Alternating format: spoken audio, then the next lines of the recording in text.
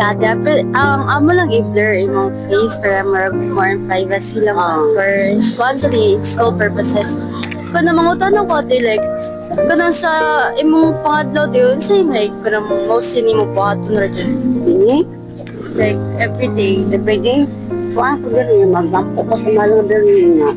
Yan kabong tabangan nga mahalin niya. Analipdan sa kadin nga. Layo ratas magkatalag man.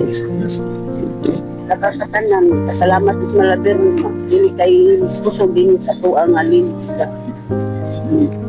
Ang sa mo mga murag, kanang difficulties man murag na face mo everyday.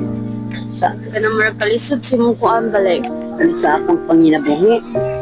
Mao gini ang tinuod dahil nga pag may review kong galing kay ang uban ko din sa galing sa Manilog na lagi. Ako magampo na dito sa kanunay nga makahalin lagi kong ibawad kong anak kay na ako si Janete. Akong anadlaw di itang sa trees. May na lang, malipay na lang ko anak. Dabaw, ang napoy kinaupsan 50 anak ra. Ay kanang na kay pamilya at like anak pilot.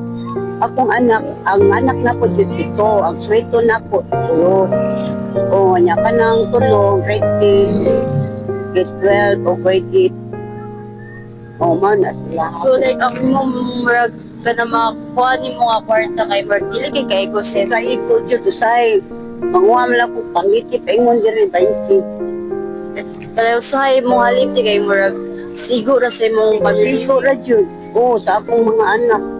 Kung ginuloy, pagkayo ba, kaya sa mga anak, paning kama, kaya sa una ko dahil kami makasud, ni katong wapay COVID.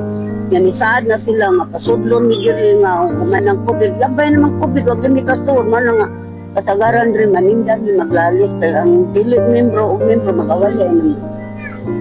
Kung na kay butang nga murag i-share nimo sila in tao about sa kalisa unsa kalisod sa imong kinabuhi unsa may kwan. Sa share nila. Mara na ako isorti nila, mo share ko nga pait ang kayang paninda na mo, lahira sa una.